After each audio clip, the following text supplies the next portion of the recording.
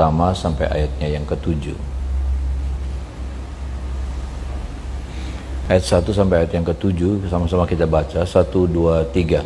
Maka Sofar orang Naamah menjawab, oleh sebab itulah pikiran-pikiranku mendorong aku menjawab, karena hatiku tidak sabar lagi. Ku dengar teguran yang menghina aku, tetapi yang menjawab aku ialah akal budi yang tidak berpengertian.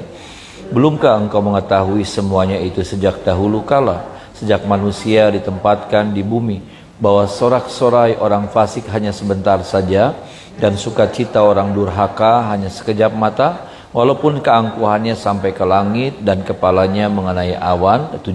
Namun seperti tahinya ia akan binasa untuk selama-lamanya. Siapa yang pernah melihatnya bertanya, di mana dia? Ya, puji Tuhan, Bapak Saudara.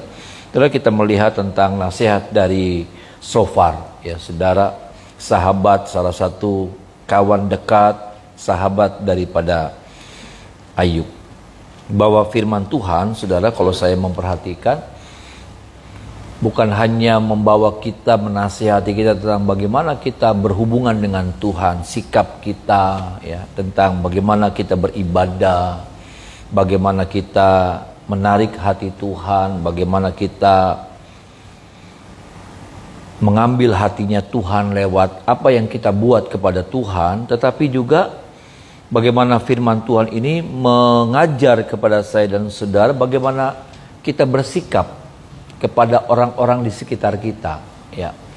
Bagaimana kita bersikap menghadapi orang-orang yang ada, ya, di samping, kanan, kiri, depan, belakang kita. Bagaimana kita harus bersikap juga merespon bagaimana kita ketika kita berhadapan dengan masalah kehidupan. Firman Tuhan juga mengajar kita tentang hal-hal seperti itu, ya. Sekali lagi, bukan hanya bagaimana mengajar kita tentang bagaimana kita berhubungan dengan Tuhan, bagaimana kita beribadah, bagaimana kita mengambil hatinya Tuhan, tetapi firman Tuhan juga banyak sekali mengajar kita bagaimana kita berinteraksi, ya. Bagaimana tutur kata kita, bagaimana sikap kita, bagaimana hati kita, bagaimana pikiran kita. Dan kita melihat, Bapak Ibu Saudara, bagaimana nasihat Sofar, ya. Bagaimana nasihat Sofar, ya saudara. Dan yang saya mau sampaikan pada pagi hari ini adalah berapa sering kita, ya, nasihat kita yang kita sampaikan, ya saudara, kepada orang-orang dekat kita tentunya, ya saudara. Kita bicara tentang orang-orang dekat, apakah suami kepada istri, istri kepada suami, orang tua kepada anak, anak kepada orang tua, kakak kepada adik, adik kepada kakak, dan ya seperti itulah Bapak Ibu Saudara, ya. Berapa banyak kali, ya berapa sering kali kita, nasihat kita keluar dari sebetulnya seperti Sofar, dari rasa kesal. Karena kalau saudara melihat, Bapak Ibu Saudara, ya, ayat yang ketiga, sama-sama coba kita baca ayat yang ketiga. Kenapa saya katakan ini nasihat yang keluar dari rasa kesal, ya. Dan sering kali kita seperti ini, Bapak Ibu Saudara. Ayat yang ketiga sama-sama kita baca. 1, 2, 3. Ku dengar teguran yang menghina aku, tetapi yang menjawab aku ialah akal budi yang tidak berpengaruh. Ini saudara, ya, yang mendorong, yang menjadi apa ya saudara, motor daripada nasihat daripada Sofar adalah karena dia sepertinya terhina dengan kata-katanya Ayub. Dia tersinggung dengan kata-katanya Ayub. Dia merasa dilecehkan sama kata-katanya Ayub. Itulah sebabnya pasal 20 ini itu sebetulnya ungkapan hatinya Sofar. Betul sih nasihat, tetapi nasihat yang dilatar belakangi oleh seperti ini. Hanya karena ketersinggungan, hanya karena karena merasa diremehkan seperti itu. Dan ini saudaraku yang saya renungkan, berapa banyak kali juga nasihat yang kita sampaikan, apakah itu istri kepada suami, suami kepada istri, orang tua kepada anak, anak, sebetulnya landasannya, dasarnya, motivasinya hanya karena itu. Karena ya rasa kesal gitu. Kesal nggak dianggap, kesal nggak dihormati, kesal nggak di. Dan ini jadi dasar kita dan kita pikir ini benar. Ya, Bukan nasihat yang keluar dari rasa cinta, bukan keluar nasihat yang keluar dari rasa iba, bukan nasihat yang keluar dari rasa sayang, bukan nasihat yang keluar dari rasa prihatin, bukan nasihat yang keluar dari rasa peduli, tapi nasihat yang keluar, ya ini kita nih saudara. Ya. Kita seringkali melakukan hal yang seperti ini. Keluar dari rasa kesal, keluar dari rasa tersinggung, keluar dari rasa marah. Akhirnya apa? Sebetulnya intinya, sudah kalau saudara melihat itu sebetulnya apa ya? Caci maki. Itu sebetulnya apa ya? Nyumpatanin. Ya, kata-kata yang disampaikan sama Sofar kepada Ayub itu seperti sumpah serapah, seperti nyumpatani. Dan hasilnya pasti ya nggak ada arti, nggak ada hasil. Nah, berapa banyak kali seperti ini saudara, sampai akhirnya apa? Sepertinya harusnya nasihat itu mengubah. Amin saudara ya. Nasihat itu harusnya mengubah, nasihat itu memperbaiki, nasihat itu meluruskan yang bengkok, nasihat itu apa ya? Membangkitkan semangat gitu. Tapi karena nasihat Sofar ini nasihat yang keluar dari rasa marah, dari dasar yang salah, maka hasilnya nggak ada. Saya melihatnya hasilnya nggak ada. 0. Harusnya ada sesuatu yang dirubah. Harusnya ada sesuatu yang terjadi dalam hidupnya Ayub. Cara berpikirnya Ayub kah, responnya Ayub kah, atau apakah saudara. Tapi tidak. Kenapa? Itu. Karena nasihat ini keluarnya dari geram, dari rasa tersinggung, dari rasa nggak terima. Karena dia merasa apa ya? Merasa terganggu dengan kata-katanya Ayub. Sulit sih saudara, tetapi kita mau belajar. Kita rindu supaya kita berharap, kita pengen supaya setiap nasihat kita ini berdampak. Ada amin saudaraku. Ketika istri bicara sama suami itu berdampak. Suami bicara sama istri juga berdampak. Berdampak yang positif tentunya. Ya, orang tua ngomong sama anak berdampak. Saya juga pengen ketika saya berkhotbah, nasihat yang saya sampaikan, firman yang saya sampaikan berdampak. Ya, jangan sampai kita sudah meleleh-leleh saudara ya, sudah apa namanya, udah berbusa-busa. Udah berbusa-busa tapi nggak ada yang masuk. Malah apa? Malah seringkali nasihat kita karena itu timbulnya, munculnya, gerakannya, tenaganya, powernya dari rasa marah. Akhirnya apa? Yang dengar sakit hati. Yang dengar kecewa. Yang dengar jadi tambah bebal. Yang dengar apa ya? Jadi tambah keras hati.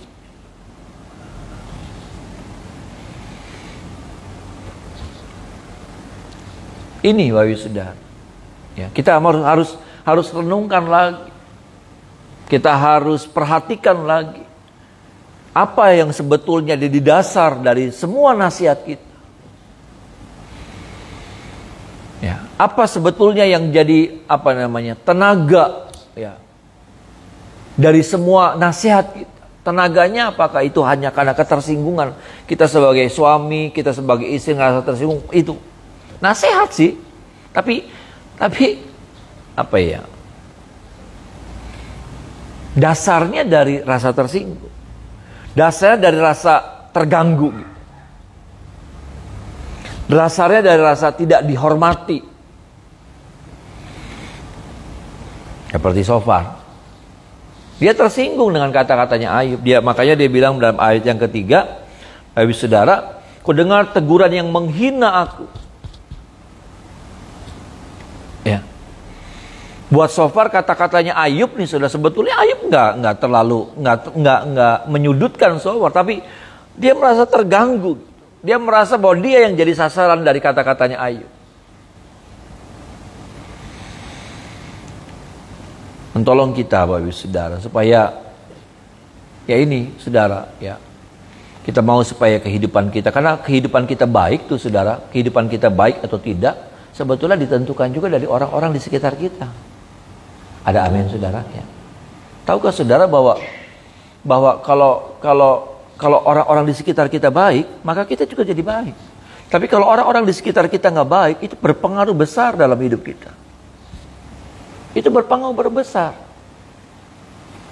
Kawan-kawan, jangankan keluarga dekat kita, kawan-kawan kita nggak baik aja, itu mengganggu perasaan kita. Sikap mereka nggak baik sama kita, tindakan mereka nggak baik, maka itu akan mengganggu kita. Apalagi kalau kita bicara orang-orang dekat kita. Orang yang setiap hari kita ketemu sama mereka. Dan kemudian mereka nggak baik sama kita.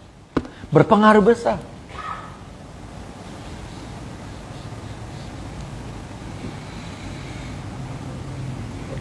Kalau hubungan kita, ya saya gembala sama jemaat pelayan Tuhan, nggak baik, nggak enak kita, nggak enak. Tahukah saudara bahwa orang-orang di sekitar kita itu sangat mempengaruhi kondisi hidup kita, sangat mempengaruhi hati kita, sangat mempengaruhi kedamaian kita, mau setuju atau tidak setuju. Iya kan saudara? Ya. Orang-orang di sekitar kita tuh sangat berpengaruh sekali. Dan nasihat ini jadi apa ya? Jadi kunci gitu. Untuk apa? Memperbaiki sikap, memperbaiki hubungan. Ya, nasihat suami kepada istri, istri kepada suami, orang tua kepada anak, anak kepada orang tua, kakak kepada adik, sahabat kepada sahabat. Tetapi perhatikan lagi, karena nasihat itu harusnya punya goalnya luar biasa, punya dampaknya luar biasa. Tapi perhatikan lagi, kenapa? Karena nasihat yang keluar dasarnya dari rasa yang seperti ini, ternyata Alkitab mengajar sama kita, ini bukan pendapat saya, saudara. Ya, ini bukan pendapat saya. Nasihat yang keluar dari rasa marah, nggak terima. Lalu marahnya kita bungkus dengan kertas kado yang baik. Apa itu? Nasihat. Tapi sebetulnya dalamnya ada apa? Ada marah, geram.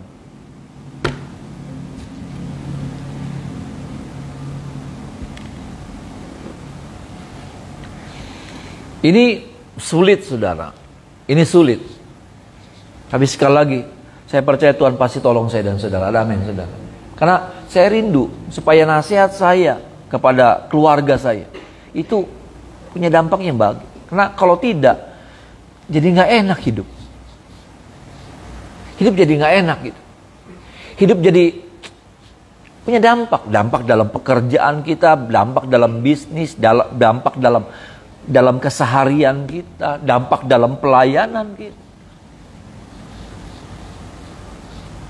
Tuhan tolong ya Bapak Saudara ya, supaya biarlah ini yang kita minta sama Tuhan ya, memberikan hikmat akal budi kepada kita sehingga nasihat-nasihat yang keluar dari sebuah ketulusan hati. Ada amin saudara. Keluar dari rasa cinta, keluar dari rasa kerinduan, rasa pengen terjadi sebuah perubahan gitu. Bukan karena ketersinggungan, bukan karena saya udah tapi karena pengen melihat ada pemulihan, ada rasa sayang yang jadi dasar dari semuanya.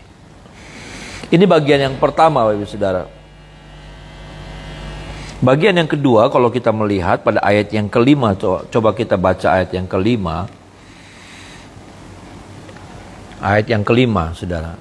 Sama-sama kita baca ayat yang kelima. 1, 2, 3. Bahwa sorak-sorai orang fasik hanya sebentar saja, dan sukacita orang durhaka hanya sekejap mata.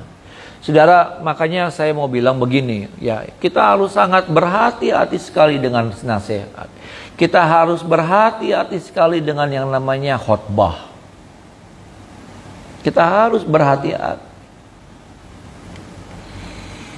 Saya juga harus berhati-hati. Saudara juga, makanya saya bilang jangan percaya, jangan gampang, jangan langsung ambil masuk mulut telan, jangan. Tapi harus ada kehati-hatian. Berapa banyak waktu kita makan tiba-tiba kita baru sadar ada duri, ya. Untung nggak ditelan. Kalau enggak kan nyandat di sini. Berapa banyak waktu kita makan, tahu-tahu kita ngerasa ada batu, kegigit.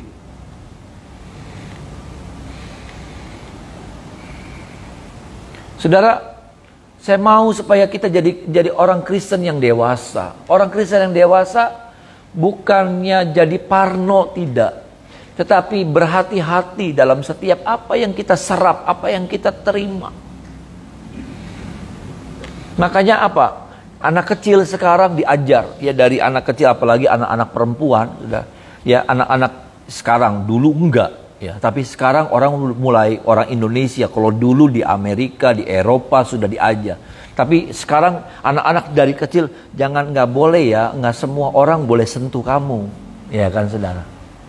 Iya kan? Ya, nggak semua orang boleh sentuh kamu ya nak, nggak semua orang kamu boleh sentuh kamu ya nok, ya, karena ternyata berbahaya, saudara. Ya, ternyata berbahaya, apalagi anak perempuan, ya, bukan cuma anak perempuan, sekarang juga anak laki, ya, karena ada banyak penyimpangan seksual, saudara. Nggak semua ya, nggak semua boleh pegang bagian-bagian vitalnya kamu, nggak boleh. Nggak boleh semua orang kamu boleh kamu ikut, ya, digandeng ikut. Zaman dulu diempok, digendong boleh, dipegang, di apa. Sekarang enggak. Makanya kalau di luar negeri, ya, kita ketemu sama anak yang lucu, bayi, terus kita pegang, oh nggak bisa, nggak boleh, nggak sembarangan. Ya, orang tuanya bisa marah. Maksud saya, ini yang kita harus hati-hati. Ya, karena nasihatnya, saudara coba perhatikan, bahwa sorak-sorak orang fasik hanya sebentar saja, dan sukacita orang durhaka hanya sekejap mata. Kalau kita lihat sekilas, benar. Tapi kalau kita renungkan lebih dalam, artinya so far lagi bilang begini, oh ya, orang benar tuh nggak ada susahnya. Kalau saya boleh menjabarkannya. Oh, orang fasik yang hidupnya nggak enak. Orang fasik tuh ada baik masalah. Tapi kalau orang benar tuh nggak pernah ngadepin masalah. Oh enggak, saudara. Maaf. Oh, orang benar tuh nggak ngadepin masalah. Orang benar tuh jalannya lurus. Enggak. Maaf, saya harus bilang begini. Kalau ada pengajaran seperti itu, sesat. Itu yang namanya disebut dengan penyesatan. Bahwa saya harus bilang nih sama Bapak Ibu Saudara sebagai jemaat Tuhan. Saya harus sampaikan, saya harus ingatkan saudara, bahwa dalam perjalanan hidup orang beriman juga menghadapi banyak tantangan, rintangan. Ada amin, saudaraku. Banyak menghadapi yang namanya pergumulan.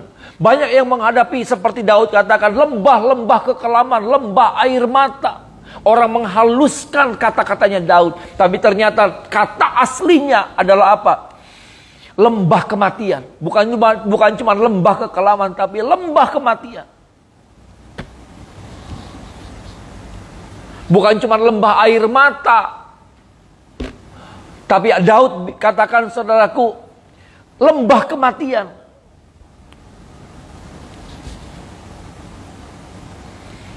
Itulah perjalanan hidup orang percaya. Itulah perjalanan hidup daripada orang yang belajar taat sama. Siapakah Daud? Orang yang belajar taat sama Tuhan. Tapi apakah perjalanan yang seperti itu nggak pernah ada? Di skip. Waktu Daud mau melewati lembah kematian, Tuhan skip. Tuhan cepetin. Kayak kita lagi main nonton YouTube, kita bisa nyepetin, saudara. Kita bisa nyepetin. Mau pakai yang lingkarannya atau mau pakai yang ini, set. Enggak ada. Nggak ada cerita seperti itu. Nggak ada yang namanya skipan, dicepetin. Supaya apa? Ya udah dilewat aja gitu. Nggak ada. Nggak ada. Berapa banyak kali kita harus masuk. Kita sudah berdoa, Tuhan tolong saya, Tuhan tolong, Tuhan tolong, jangan sih Tuhan, tolong.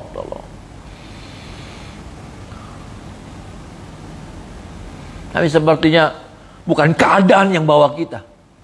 Tapi kadangkala nih saudara, Tuhan yang bawa kita. Enggak, ayo masuk. Tuhan yang bawa Daud masuk dalam lembah kematian itu.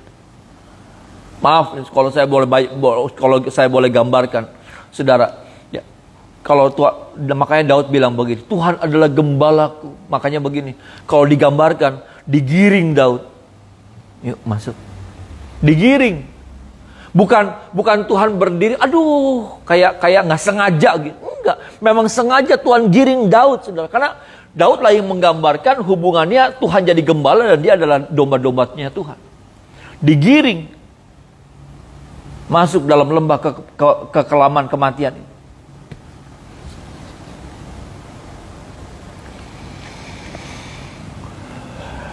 Nah, saya nggak tahu, mungkin saudara sedang alami. Tapi yang jahatnya adalah pendapat seperti ini. Ini yang saya mau luruskan. Yang jahatnya adalah pendapat yang seperti bahwa orang benar itu nggak ngadepin masalah. Orang benar itu nggak ngadepin yang namanya apa? Yang Sofar katakan bahwa sorak-sorak orang fasik hanya sebentar saja. Kadangkala sudah, kadangkala sama kita juga diizinkan sama Tuhan. Sorak-sorai kita cuma sebentar saja. Baru lega kemarin. Hari ini sudah ada masalah yang ada. Betul kan? Apakahnya orang fasik? Lalu iblis nuduh kita. Nah, makanya kamu tuh berdosa, kamu tuh enggak, saudara. Saya harus luruskan ini. Enggak, bukan karena dosa yang membuat engkau ada dalam keadaan seperti ini.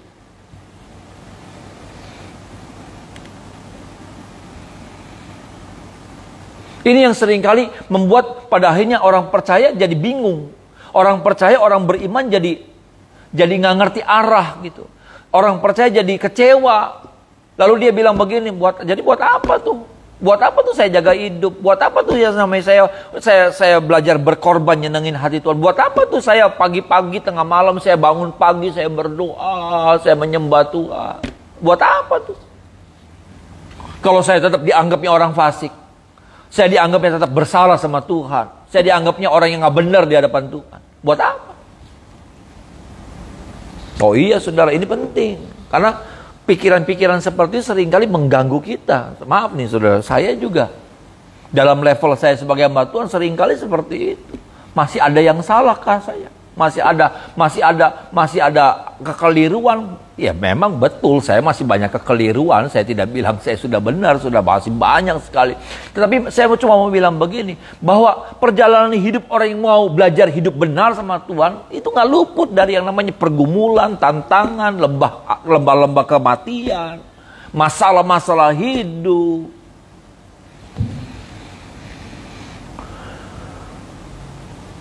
Dan itu nggak bisa mencap kita, ya saudara, mencap kita bahwa kita adalah orang fasik. Makanya kamu ngadepin masalah.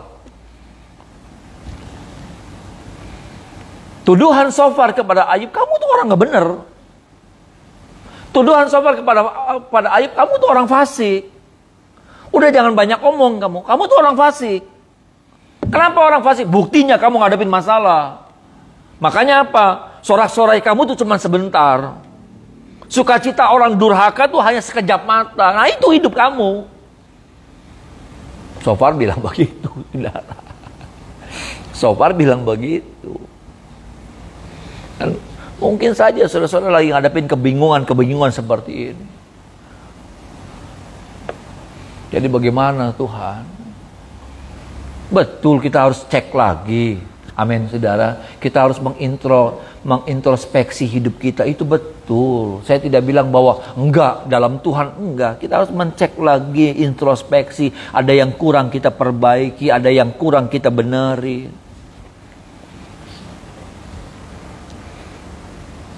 Tapi salah kalau tanda daripada orang fasik itu ada pergumulan hidup.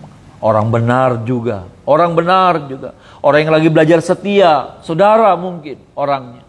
Yang lagi belajar setia, yang lagi belajar taat, dan sudah masuk dalam pergumulan hidup. Masuk dalam tantangan. Saudara ada dalam bisnis yang sepertinya rugi.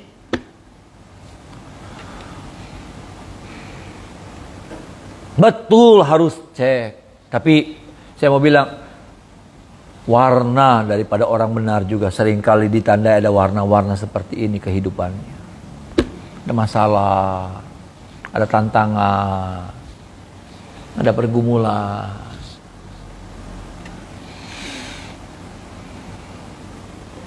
Bukan berarti kalau saudara benar, kalau saudara belajar menyenangkan hati Tuhan, maka jalannya tuh, nggak ada hambatan. Kalaupun ada hambatan, kita jadi kayak ada patwalnya di depan.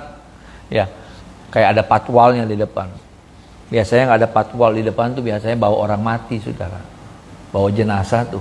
Ada patwal di depan, buka jalan.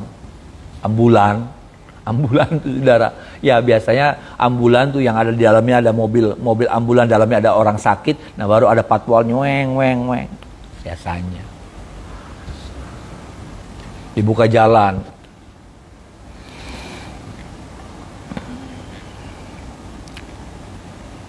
Yuk kita renungkan lagi supaya apa? Supaya waktu kita mungkin hari-hari ini kita menghadapi yang namanya pergumulan hidup. Betul kita mesti cek ulang hidup kita. Adakah yang sudah salah sama kita? Adakah ada bagian-bagian yang dimana kita nggak lakukan buat Tuhan? Adakah bagian-bagian yang dimana kita coba tahan, ya saudara? Adakah bagian-bagian dimana kita sudah teledor? Dalam mulut, dalam kata-kata kita, dalam ucapan, dalam perbuatan kita. Harus. Saya tidak bilang nggak perlu, harus ini juga. Tapi, saudara, saya harus bilang juga bahwa yaitu ketika saudara juga belajar hidup dalam kebenaran, saudara belajar hidup dalam kesetiaan, saudara lagi belajar menyamakan nada dengan firman itu, dengan maunya Tuhan, menyamakan nada. Dulu mah false kita, nada kita tuh false. Pajare Tuhan mau nadanya apa, kita nadanya sendiri. Tapi sekarang kita lagi menyamakan nadanya kita dengan nadanya Tuhan. Mungkin cara dagang kita, cara kelola duit kita lagi nyamain tuh sama kepengenannya Tuhan. Cara hidup berkeluarga, cara bersikap kita sebagai suami, sebagai istri. Tapi masih ada masalah. Bahwa ya seperti ini, orang benar gak luput dari masalah. Tapi saya mau bilang begini, yuk sama-sama kita baca ayat yang terakhir, saudara. Ayub 23 ayat 10. Ini bedanya, saudara. Ayub 23 ayat 10. Ini bedanya. Kalau orang benar ngadepin masalah, ini selalu ada tujuannya, ya. Ayub 23 ayat 10, Bapak saudara. Sama-sama kita baca ayat ini. Dengan suara keras kita baca. 1, 2, 3. Karena ia tahu jalan hidupku. Seandainya ia menguji aku. Ada amin. Yuk baca lagi sekali lagi. 1, 2, 3. Karena ia tahu jalan hidupku. Seandainya ia menguji aku. Aku akan timbul seperti. Amin, saudara. Masalah buat orang percaya bukan meruntuhkan. Amin. Masalah buat orang percaya bukan memudarkan. Masalah buat orang percaya bukan menurunkan grade. Masalah buat orang percaya itu membuat semakin dibuatnya cemerlang hidup saya dan saudara. Semakin dibuat kita semakin naik level. Ada amin, saudara. Emas kalau diuji dengan api, saudaraku, ya dipanasin, dia betul, saudara, dia dirontokkan beratnya dirontokkan, bobotnya dirontokkan. Sehingga bukan sekedar kuantitas yang dibesarkan. Nah ini nih, saudara, kekristenan itu, saudara, pada akhirnya mendorong kita untuk untuk mengutamakan tentang kualitas. Sama-sama bilang sama saya, kualitas, saudara. Iya. Karena emas tuh, saudara, kalau waktu dia dimurnikan, dia beratnya banyak, berapa gram gitu, 100 gram. Tapi ternyata dia campurannya banyak. Emas 21, emas 16, ya saudara. Ternyata campurannya banyak. Makanya berat. Makanya waktu dia dibakar, saudaraku, dirontokkan, dipisahkan itu campuran-campuran itu. Dan benar sih jadi ringan. Tapi membuat dia muncul murni.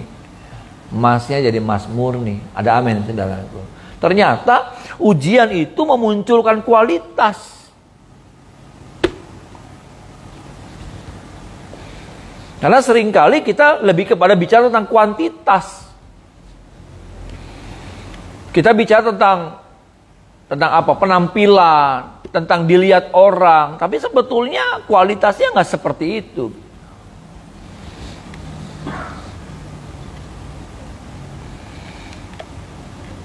Hari-hari ini dengan adanya COVID, sebetulnya Kekristenan lagi diuji, ya. Kekristenan lagi didorong untuk apa? Membuktikan kualitas. Adakah kualitas hidup kita, saudara? Gereja-gereja juga lagi diuji dengan kualitasnya.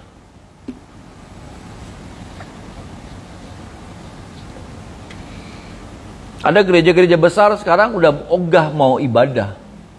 Gereja-gereja besar loh, saudara. Ogah ibadah. Kenapa? Yang pertama takut. Yang kedua apa? Hitung-hitungannya nggak masuk. Hitung-hitungannya tuh saudara nggak masuk. Sewa gedung, buat apa? Bayar ini, bayar itu, persembahan berapa? Nggak masuk. Saya cuma bilang begini, di mana-mana keadaan begitu sedang lagi terjadi. Maaf nih saudara, saya terjadi. Kalau mau ngitung-ngitung nih saudara, aduh ini begini, nanti pengeluaran begini, itu banyak. Agak nggak masuk gitu. Tapi apakah ibadah selalu hitung-hitungannya begitu, terus hitung-hitungannya begitu?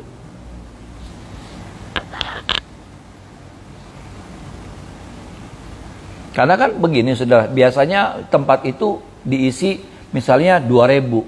Sekarang diisinya cuma 1.000. Ya kan saudara.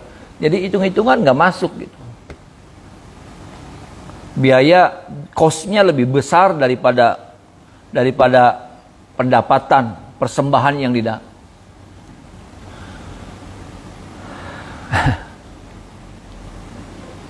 Makanya apa saudara? Betulnya semua pergumulan, semua masalah yang kita hadapi sebetulnya lagi mendorong kita membuktikan kualitas. Amin saudara. Adakah kita jadi Kristen yang berkualitas? Ya. Enggak, Tuhan enggak perlu lagi tentang beratnya berapa, enggak. Tuhan enggak perlu lagi, enggak butuh lagi gede atau kecilnya, enggak. Tapi Tuhan lagi cari apa? Tentang kualitas, kemurnian kita. Sama kita semua. Tolong kita ya saudara. Artinya saya mau bilang begini, kalaupun saudara lagi hari-hari ini lagi menghadapi yang namanya pergumulan hidup, tetaplah kuat di dalam Tuhan. Amin.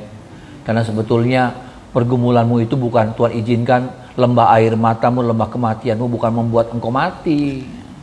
Kenapa? Karena saya percaya di situ ada gembala yang baik bersama dengan kita. Ada amin saudara. Dia yang bawa kita. Dia yang bawa saudara. Tuhan yang izinkan.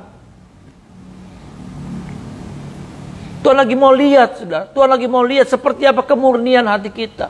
Tuhan lagi pengen lihat seberapa besar ketergantungan kita sama Tuhan. Karena selama ini kita bangga sama keberhasilan kita. Tuhan izinkan masalah datang supaya apa? Tuhan mau lihat seberapa ketergantungan, seberapa besar pengharapan kita mengandalkan Tuhan ini seperti apa.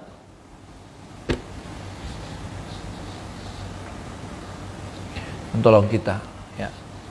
Biarlah firman pagi ini boleh memberkati, menguatkan kita, memberikan sebuah paradigma buat kita sampai kita mengerti kita jadi bukan orang yang dibodoh-bodohin sama iblis. Ya, udah kita lagi ngadepin masalah, kemudian iblis ngebisikin terus, kan nggak benar sih kamu, nggak benar sih kamu, nggak benar sih kamu sih nggak benar, kamu sih tadi kan kemarin terus sampai kita sampai drop. Betul kita masih banyak kesalahan, betul saudara dan saya masih banyak kekurangan. Tapi saya mau bilang begini, anugerah Tuhan juga cukup buat saya dan saudara. Amin saudara. Untuk menutup kekurangan. Tapi sisi yang lain kita lagi belajar. Tunjukkan itu. Kesetiaan kita. Kita lagi tunjukkan itu yang namanya cintanya kita.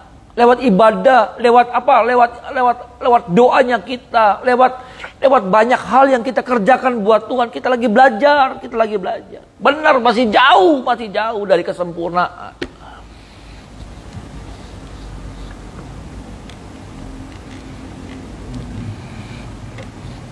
Tapi anugerah Tuhan cukup buat saya dan saudara.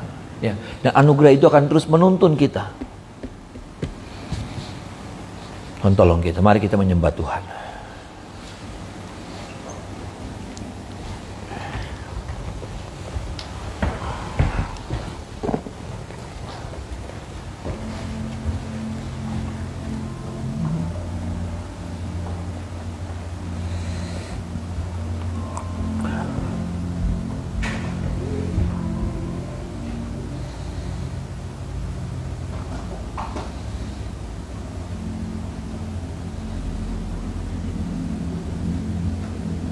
naikkan pujian yang tadi sudah 15:56.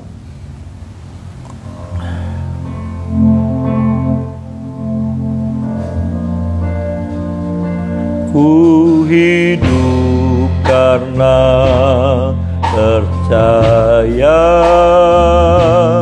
Kau yang berjanji setia, pengharapanku selalu ada di dalam.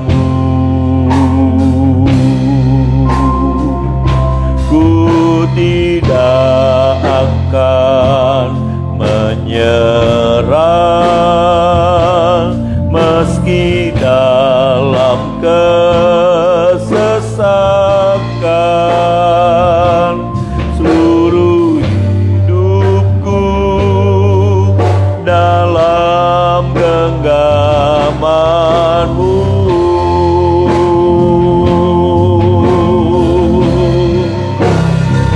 Aku punya Tuhan yang besar, yang telah berjanji dan sanggup menggenapi.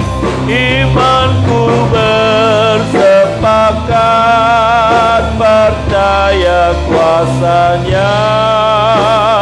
Ku terima sekarang kemenangan dari-Mu.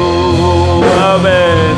Aku punya Tuhan yang besar, yang telah berjanji dan sanggup menggenapi. Imanku bersepakat percaya kuasa-Nya. Ku terima sekarang kemenangan dari-Mu. Aku punya Tuhan yang besar, yang telah berjanji dan sanggup menggenapi. Imanku bersepakat percaya kuasa-Nya. Ku terima sekarang kemenangan dari-Mu. Imanku bersepakat percaya kuasa-Nya. Ku terima sekarang kemenangan dari-Mu.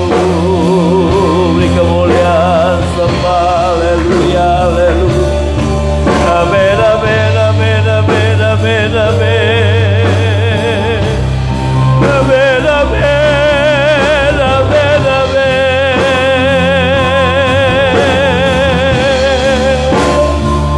Haleluya, haleluya, haleluya.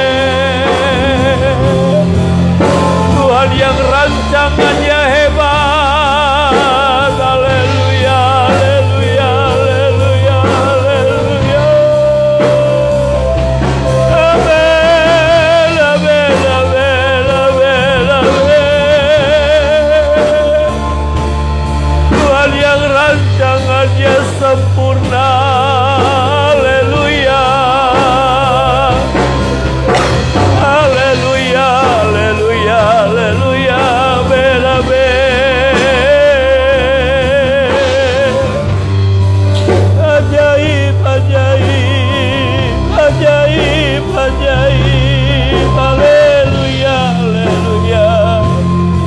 Amin, amin, amin, amin, amin, amin.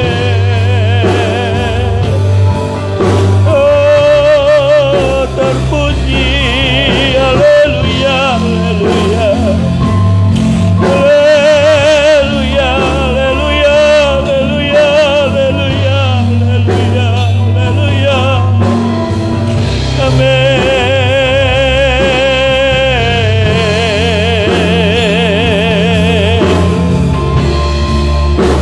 Haleluya, haleluya, haleluya, haleluya.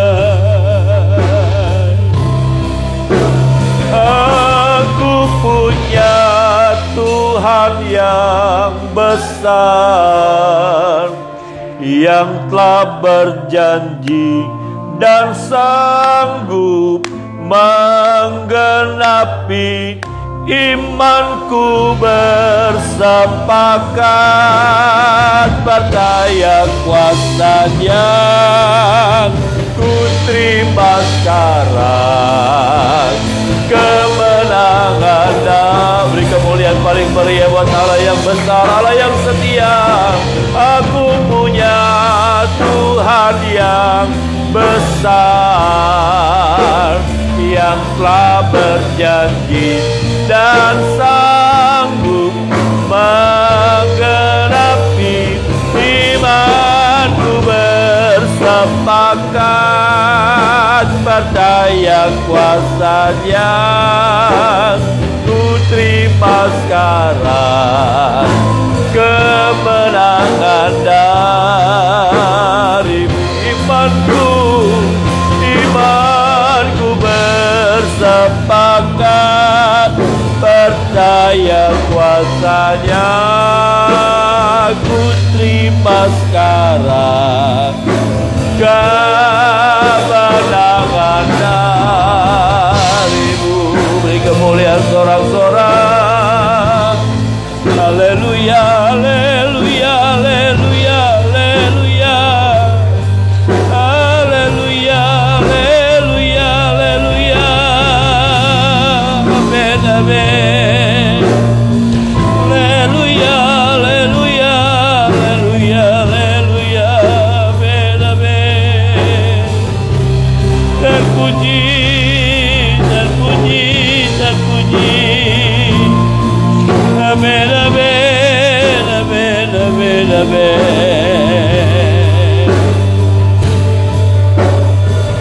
Haleluya.